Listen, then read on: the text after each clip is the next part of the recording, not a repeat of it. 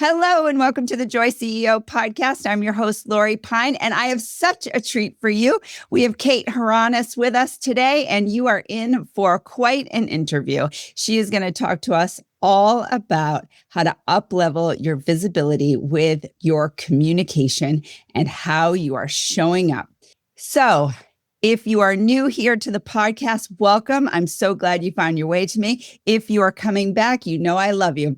And here we go. Let's get to it. Welcome, Kate. Thank you so much for having me. It is a thrill to be here. I'm so glad to have you. Now, you and I have become fast and furious new friends because we are both in a community together, the Upside, which I so am enjoying. Same. And I'm extra grateful for it today because it brought you into my orbit, and your energy, as all of your listeners know, is top-notch contagious. Thank you so much for that. I'm glad to be here. Thank you so much for that. So we've met, we've talked, and I could not wait to have you on the podcast because I feel like what you do so fits my audience and the women that I work with. So why don't you tell everybody, what do you do? Absolutely. So I am a reputation and public relations strategist, but no one in first grade says, like, I want to grow up to be a reputation strategist. So what does that actually mean? My own first grader will tell you, Mommy helps people tell better stories. That took some practice to get him to land on that. But really what I do is help people who want to show up publicly in ways that relate to their professional life and their professional goals and still feel very consistent with who they are in the rest of their lives so that everything is knitted together. And whenever they're showing up in public, it's actually advancing those business goals. So it fits who they are. We're never faking it. And it's actually working for you when you put the energy into showing up somewhere, however that may be, from the small personal interactions to big stages and A-list publications. Oh my gosh, I love it. So you get this authenticity that really aligns with who you are, but you get to communicate it to the world in a way that just shines a light on your inner genius. That's what I'm hearing you say. That's the goal. I want everyone to be able to show up on purpose in ways that feel good to them. And it's that on purpose piece that I think we get a little bit lost in. We have been told so many times, especially women, be authentic, be yourself. We're through the hardest battles. You can, be your full self. And that's great and true. And it also doesn't mean showing up the same way everywhere. The way that I show up with you is myself. The way I show up with my 6-year-old is myself. I don't talk the same way in both of those places, just like I don't talk the same way that I might right here in a boardroom. And it's that purposeful decision-making and nuance that I try to help my clients with so that when they're showing up in a given space, they're at their best for that space, for what they want to be doing. Yes. And so how did you get into this work? Like, how did this all come to be for you? I was a kid who wanted to be an actress. And so my husband jokes that, just give me a script and I just put my own name on it now. I've done a lot of spokesperson work over the years. But really, in all seriousness, I think from a very, very young age, I was deeply interested in the ways that language connected people and the different ways that people could interpret the same language and even the same language, in the same moment in time. And so my career sort of had 3 chapters. I worked in fundraising and development in the nonprofit arena. I worked in PR agencies as I really started to narrow in more specifically on just that comms piece. I did not love the sales quota aspect of fundraising myself. And then I was in-house in a Fortune 500 highly regulated company doing corporate reputation work. And sort of after each of those chapters, I felt like I was closer to something that felt right for me. And so a few years ago, I started my own business and decided, let me draw from all 3 of those buckets of experience and sitting on all those different sides of the table to help founders and executives on teams that may not have or may not need a dedicated comms team for themselves, but who are really, and I think this is especially true with a lot of the women that you work with, missing opportunities by not maximizing their reputation. Yes. I have this sense that you can see something in others that they cannot necessarily see in themselves. Is Isn't that that true? true? I like to think that's true. I know that's definitely true for you. And I think one of the things that I take a lot of pride in with my clients and the leaders that I worked with over the years is one C-suite executive said it best. He said, "You don't just make me look better, you make me better." He was bringing it all. I was like, yes, I'm going to add that to like my tattoos one of these days. Really, I joke sometimes it's a little bit like midwifery. Like you've done the work. I can't make a reputation for you. Like I'm not here to do like black hat magic PR and help them story out of thin air. Wave a wand. You've done the work. But so often we either get in our own way or we are so risk averse that we don't take those steps. And I think sometimes it does take somebody, swimming outside of your fishbowl to look back and say, hold on a second, let me just replay what I heard to you. Yes. Okay. And now let me take out all of that filler.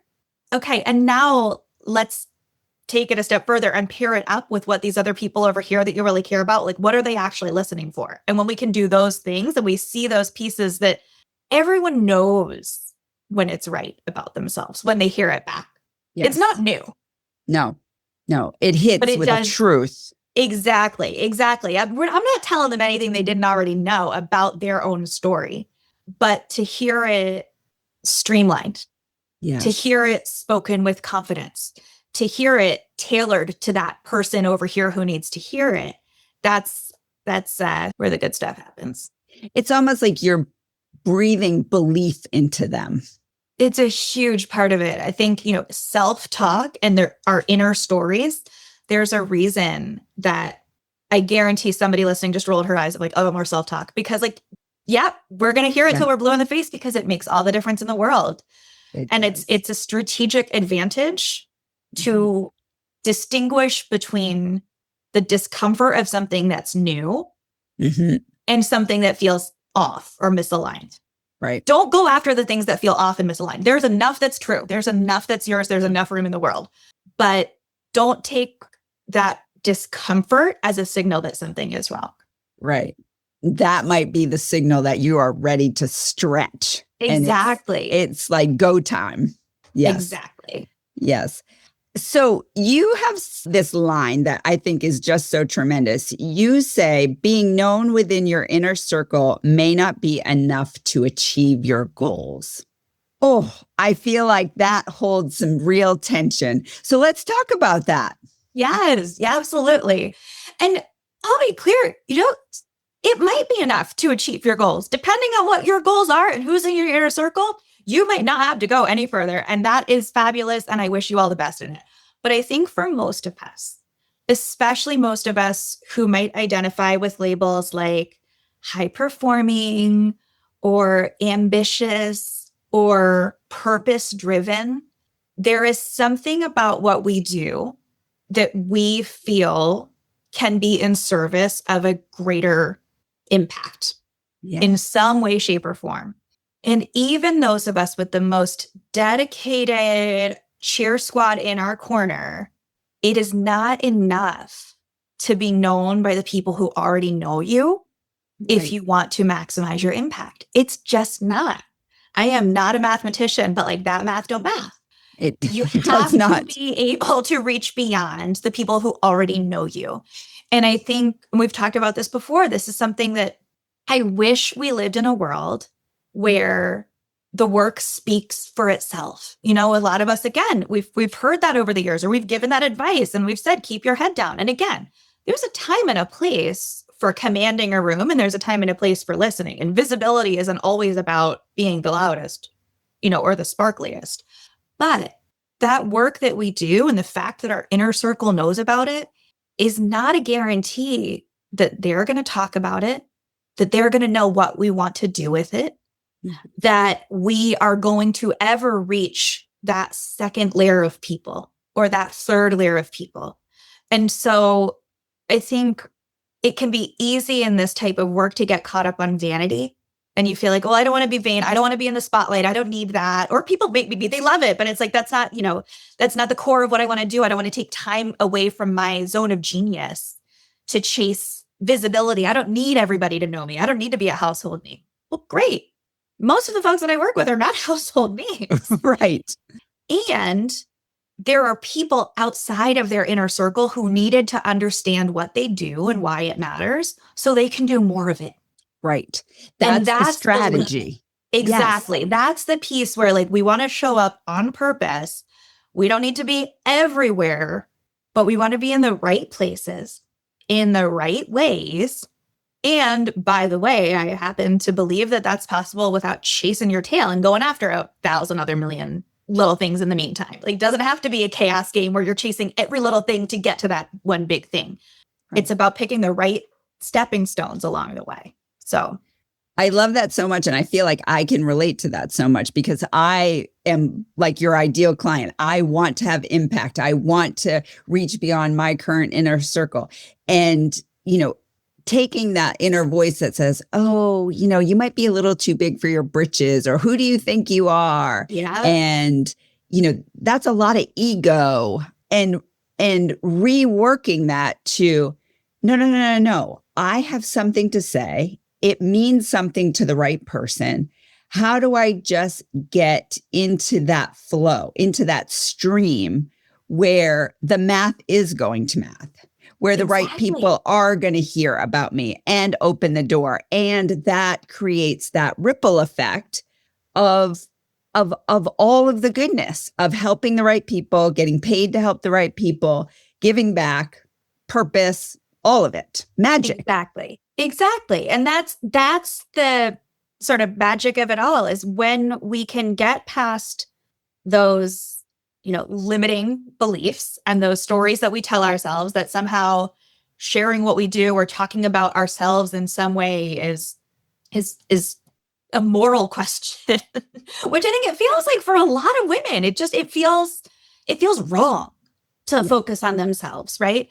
And so either you want the work to totally speak for itself, which it doesn't, unless you're building a talking robot. The work does not speak for itself. Maybe more people are doing that these days.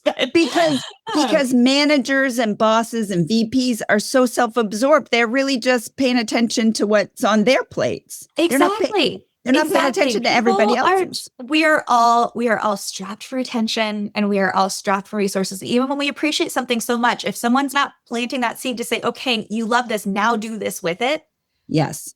We're not, again, if you want to gamble and you want to just work on serendipity and let that play out, maybe that's great. Like if that's fulfilling, I love that for you. If you have that itch though, that says, I feel like it could be more, you're going to have to put a little skin in that game. And I think, to be able to get past that voice and to say, no, what I'm doing is in service of something that matters to me for whatever reason, whether that's a deeply soul-filling global mission, or whether that's because I believe in providing the best life possible for my family, and that means I got to maximize my revenue this year, whatever that means for you, doing the work to show up more thoughtfully, on purpose, eventually that work does start to speak for itself, because you start to create a context around you and in the minds of the people that you want to engage with, the ones who do matter most, where your name does start to come up when you're not in the room. Yeah. And that is the force multiplier of reputation management. It's not that everything is carefully controlled. I don't have a handler. I don't think that you need one either. Although my best friends would probably argue that some days I could use one. But, but the idea is that we're predetermining for ourselves what matters most. What are those moments that do deserve that discomfort? Yes. And then how do we make the most of them when we get them? Yes. So let's talk about a moment when you saw someone's career change because their reputation finally caught up with their actual talent. And what did that look like? Absolutely. So one of my favorite examples is from the early days of my business, and I will anonymize the details to protect the innocent. But there was a a gentleman that I had crossed paths with earlier in my professional career. We sort of swam in similar circles.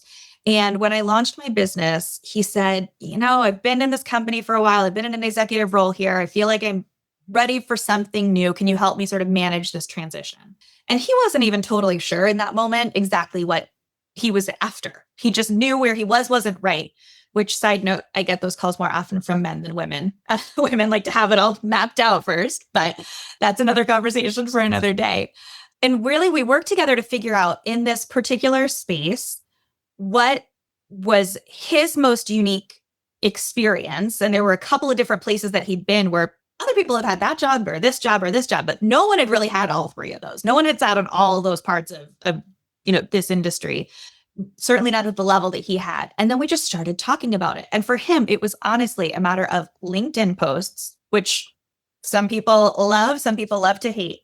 But in his case, just starting to purposefully share on LinkedIn some stories that connected those dots, that were thoughtful, that were true, that were all him, but connecting those dots that everybody in his network kind of knew if you asked them, but no one had really thought about it. It started to get some attention from trade industry reporters who wanted to get a little bit more of his insight because they realized he saw patterns that other people didn't see. And within a few months, he had so much interest in his specialized expertise that without planning on it, he was able to leave his executive role with a book of business booked out for a year for a consultancy. Wow. Now, your mileage may vary, but yes, of course. And again, I can't make up that specialized expertise. But sometimes it is genuinely as simple as connecting those dots for people. Other times it's a matter of helping your audiences understand what it is that they need to know before they can know you. Mm-hmm. So sometimes on the flip side, I'll work with founders. And I was having this conversation the other day with a woman who's in an emerging category. It's sort of a very buzzy facet of women's health. And she has a solid business. It's humming along. But the truth is that in this niche of women's health, there's still not even a broad understanding that the need exists. It's sort of one of these women's health issues that's always been taken for granted. And so for her business, it's not just about setting herself apart from the other fledgling competitors in the space. It's also about shaping a bigger conversation about why this issue matters and why it's something that we can navigate and why it's something that women deserve support on. And so by inserting herself into those wider conversations that may not even really mention her business outside of a tagline, she's shaping the bigger conversations that her customers or her prospective ultimate customers are going to bring to even the consideration that they might need her services at some point. Because before they believe they need her services, they have to believe this is an issue that matters and that somebody could help with, right? So we say, okay, we're not even going to focus. I'm not a sales consultant. We're going to bring it back. And she's still one of the first primary voices in that conversation. In that space. So good. So good. It's juicy stuff. It is juicy. I feel like I have clients who have done the work. They're really good at the work. They've gotten to a certain level, but they have this itch to really do more, either go higher in their corporate career or even pivot to something, outside of their corporate career. And they're struggling with how to show themselves, showcase what it is that they're so brilliant at. And so this conversation is just like fills me up because I just feel like there's such a need. There is. And I'll be honest, it's hard to do for ourselves. Oh, no. I'm terrible at this for myself. I can't do this for myself. Right. You can't do this for yourself because people will help me with this because you need somebody to bounce it off of it to reflect back and say, yeah, no, yes. That thing that you take for granted about yourself might be the most exceptional thing about you. Yes. And you take it for granted because you've always operated that way. And everyone around you is like, holy smokes, look at her. Right. Go. Right. You don't know that your gift is your gift because it's your gift and you think everybody has that, but they don't. Like that's the thing I can do in my sleep. And someone. Yes. Like, holy cow, I could never do that. Right. Exactly. So yes. And it's that awareness. So what happens when like one of these amazing leaders comes to you and says, I want to be more visible? Yeah. I say, here, turn on a light. No. Light switch. Boom. And done. No, it's funny because the longer I do this, the more I realize that everyone is different and everyone is also the same. And so I really start, if you want to work with me, like it or not, we start with those core conversations. I do not want to talk in our first conversation about sort of what like pitch strategy you want to go after or your content funnels and, that we'll get to that. There's a time and a place for that. But I want to know, what do you actually want to be known for? Yeah. And what do you want that to do for you? Mm-hmm. And if you can't answer those two questions, Mm-hmm. you should not spend your money on a PR person yet. Right. Not yet. Not yet. You might, if they're willing to help tease through those questions with you and not rake you over the coals for it, that's a good call. But really understanding when someone says like, I want to be more visible, what does that mean? If that means I want to convert more sales for my product, I'm probably not your gal. Right. There's a place for that. And I'm a believer in a holistic mix of strategies, but you might be better off focusing on sales and marketing mechanisms, right? Right. But depending on what it is that you want to do and what you want to be known for and what you want that to unlock for you, we can first articulate how that story sounds. What is the crisp telling of that story for you? I am, hot take, not a believer in elevator pitches. I think anyone who goes thank God. like thank God. intense elevator pitches, I just think they always end up sounding robotic. They do. Like, it's just really hard. It's really like when you meet someone and you can tell that they rehearsed it. And I want to be like, I'm so proud of you for doing the work, but like you sound like a mannequin who learned to talk. I'm not a fan of that. But what I am a fan of is the muscle memory of connecting our own stories to the people that we're meeting or the places that we are. And so to really zero in, like the gentleman that I mentioned earlier, he took for granted in a lot of ways. He knew it was rare that he had these particular mix of experiences, but he wasn't in the habit of bringing that up in conversation, nor would it be very appealing for him to say, hi, I'm Bob, and I've been here, here, and here, which gives me the unique perspective. But But what you can do is start to say, okay, if this is what we want to focus on and this is what we want people to know, it does start with how we say it to ourselves and to our inner circle. That's that very first level. So how does that story sound? What is that core so what that people need to care about? From there, I'm a big believer in what I call signature ideas. And so we work together to say, okay, so once we have this one core, this thing that we know always to be true, what are your signature ideas that bring this to life in ways that are distinct from what other people do? Yeah. It does not have to be completely unique unto all the world. There is a lot out in the world. Right. But when it adds up together and when it's coming from you and it's delivered in your voice, it is unique unto all the world. And so we take that single source of truth that you want people to know. We start to articulate what are these core ideas around it. And so then I say, okay, so everything that we do needs to relate to one of these core ideas. It doesn't mean that's the headline. It doesn't mean it's tattooed on your forehead. It means that you need to be able to tell me in one sentence or less, anytime you're showing up somewhere, how it's connecting to one of those core ideas. And those core ideas are all coming back to that one single source of truth. Yeah. And newsflash, we're grownups. So if something exceptional happens and you have 3 signature ideas and suddenly you want to talk about a 4th because it really lights you up and something amazing and once in a lifetime came up, you get to do that. Yay! You get to break the rules. I just want us to break the rules and skip over the plan on purpose because something exceptional happened and not because we don't know what we want and we don't know what's valuable.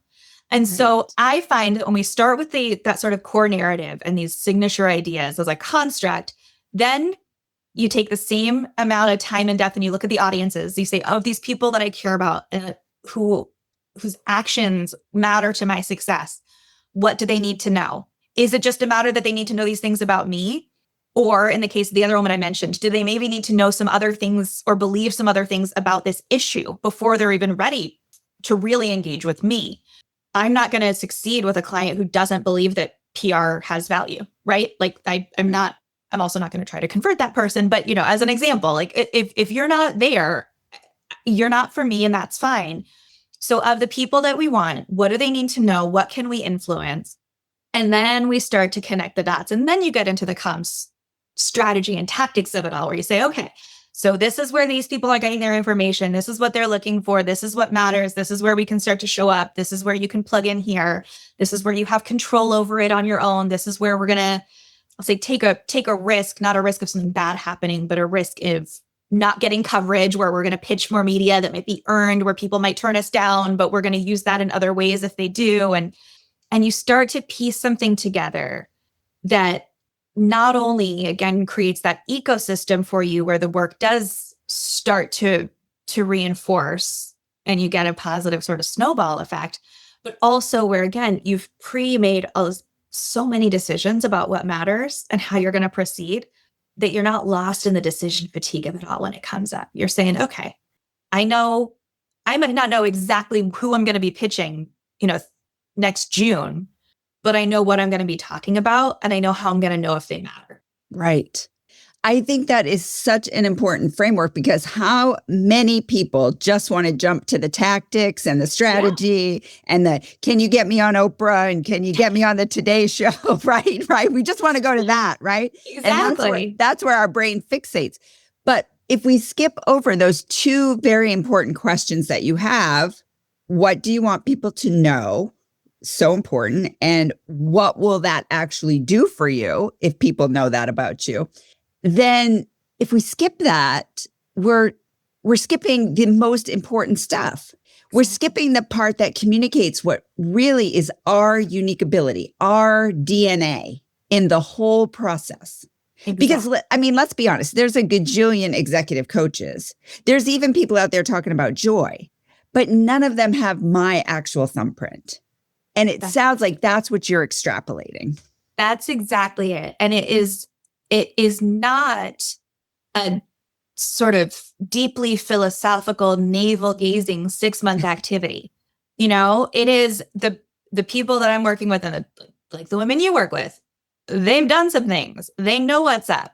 It's usually a matter of a 60-minute conversation to hash these things out and say, okay, no, we're going to, real talk. We don't need all the background.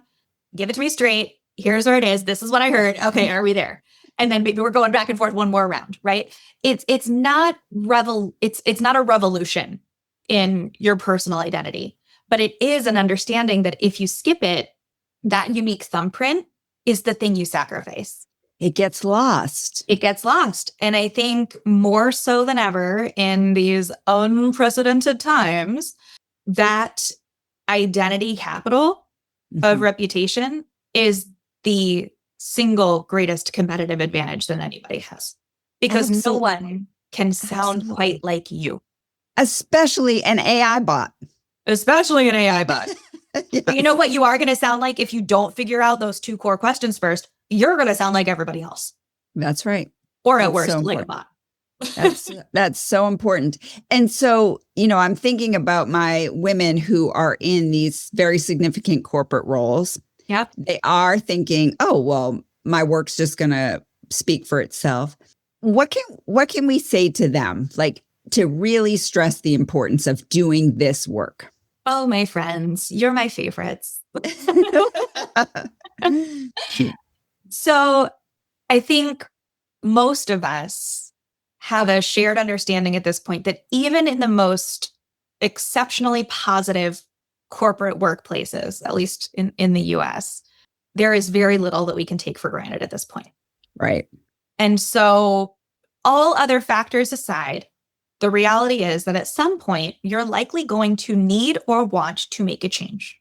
I have never once had a conversation with someone looking to either pivot into new opportunities, get onto corporate boards, realized that in that huge restructure, suddenly they weren't in fact as safe as they thought they were, or just honestly, after 15 years, felt like, gosh, I could use a different kind of challenge. Never once in any of the conversations with those leaders has anyone ever said to me, man, I'm so glad I waited until now to have this conversation. Nobody wishes they'd waited to start. You are still in the driver's seat when it comes to visibility and reputation. It is not, in fact, a light switch that goes from on to off or back again. You're in control of all the decisions you make. And so I think people fear that it would look thirsty or desperate, or that it's going to look like they need something, which again, we can have a separate conversation about how we're allowed to have needs. But if you want to project ownership of your own story, you have to own your own story. It can mean a lot of different things. The tactical toolbox is very vast, but if you're not making those decisions on purpose, opportunities at best will pass you by. Mm-hmm. And at worst, you might find yourself boxed in. And so nobody wants that. I didn't mean like fear mongering. No, there's so much fun in this, and it can be fun and joyful. But I really do. It guts me how much potential connection, potential impact, potential wisdom shared. Again, especially not limited to, but especially among high-powered women. Yes. Because we're sort of afraid of how it's going to look if we start showing up. And that it's going to have this sort of like sorority girl and rush pick me vibe. And it just doesn't have to. It can be on your own terms, and it can be things that feel right for you. Totally. And you deserve to be in control of those decisions for yourself. And it can put you in community with like-minded people who are doing similar things, who are going to support you. You'll support them. And it will get you that visibility that really does open doors. Exactly. You know, I've seen it happen. There was a woman I worked with at Campbell's. She left, and she had to have done some of this work, because before you know it, she's at every industry event, she's speaking. And then she became the CEO of another company. And that all happened in less than 6 years. Yeah. So at warp speed. It's wild. There is magic in this work. There is magic in it. And when you're in that moment, especially if you are, as so many people find themselves lately through no fault of their own, but sort of pushed into a change for whatever reason, as magical as it is not instantaneous. Right. And so again, that's not fear mongering. And a lot of my clients we work with in sort of one shot or like 3-month capacities. This is not me saying go out and find yourself an on-retainer person for the next 20 years. It is about taking the time in whatever way that means for you, even if it's like carving out an hour to really journal about it and just write down with actual words on a paper what it is that you want to be known for and what small steps you can imagine taking toward that. That is so meaningful. That alone, if every woman listening did that, I guarantee would have a powerful ripple effect on their ecosystems and our collective ecosystem. I love that so much. Thank you for sharing so much of the juicy details of what happens behind the scenes with you. I feel like that was so valuable to anybody listening. Thank you for letting me nerd out about it. I love this stuff. So good. What happens when somebody's story is off? Insomnia, nausea. Right. I mean, I think the long and the short of it is that nothing sticks. Whatever business goals the work is tied to in the end, whatever it is that's that answer to that question of like what they want to achieve, it might work a little bit in the short run. It doesn't stick. I have never seen someone build real momentum with a story that feels off. I think what people overthink is that, you know, for most of us in we'll call normal person land, you know, who are those of us who are not routinely covered in the news just by virtue of, you know, whatever we do on a daily basis. The risk is usually not that something terrible happens. It's not that the house caves in on you. The risk is that this sounds kind of fear-mongering, but you wake up one day and you realize that you never actually got the thing done. Right. That you want to make a change, that you're looking for an opportunity and it's not there. Right. And I don't think it's ever, you know, too late in life to go after anything, you know, big picture, but there are things that are hard to do and you can really box yourself in. Mm-hmm. I think especially for people who have been in-house in one company for a very long time, the comfort of being known, especially in a big company, it feels like a big world until you're outside of it. And nobody knows what Project Do Re Mi was and how pivotal that was. Like, nobody knows. And so how do you talk and how do you relearn those skills? And so I think the biggest risk of doing things that feel off is that they don't stick, they don't get traction, you stop, and you backslide. There is a credibility cost. And again, depending on what you're after and how far off it is, you could really set yourself up for some damage control. But again, I think outside of sort of nefarious, like trying to fake things for anybody, but just really just trying to go with something that doesn't feel quite right. Or that you may have outgrown. You may, exactly. Like, it's just, if it's not true anymore and you kind of have that, I feel it right behind my belly button. Some people feel it in their throat. There's usually a physical feeling. I feel it in your my body where you're like, throat. You get that kind of feeling. And it doesn't have to be that off means like nefarious. It's just, it's not my thing anymore. Right. And if it feels like a slog, it's, again, that's not the same as discomfort. And I think when people try to push it, it's just, you're wasting a lot of time and energy.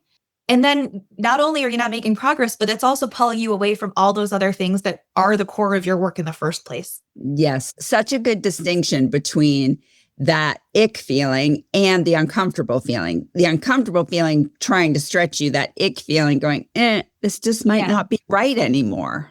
Right. And what is right? Exactly. Yes. And again, it doesn't have to be an earth-shattering PhD in yourself to figure out that new what is right. It could be a conversation with a mentor when you have the courage, because it does take courage to say, if you were to describe me to a stranger, truly, like, what would you say? Yes. And then get past the first layer of adjectives where they say things like lovely and brilliant and sharp and hardworking, which could apply to, I would again wager, almost all of your listeners. Yes. Get one step further than that, when they're like, oh, you have a really quirky sense of humor and an amazing ability to spot patterns. Yes. And sometimes you're kind of paranoid, but man, you have a way of guessing 3 steps out how that story is going to turn out. And it, even though it drives me nuts, it's really solid, or, whatever it is. It's like, get to those things. Yes. That next layer of the onion, get in there. The part that's really juicy. And then when you hear someone say something that you're like, oh, yeah, that is me. No? Oh, yeah. Exactly. then sit down with it on your own. Then run with it. Then, let your inner cheerleader out. Yes. I love that. I love that so much.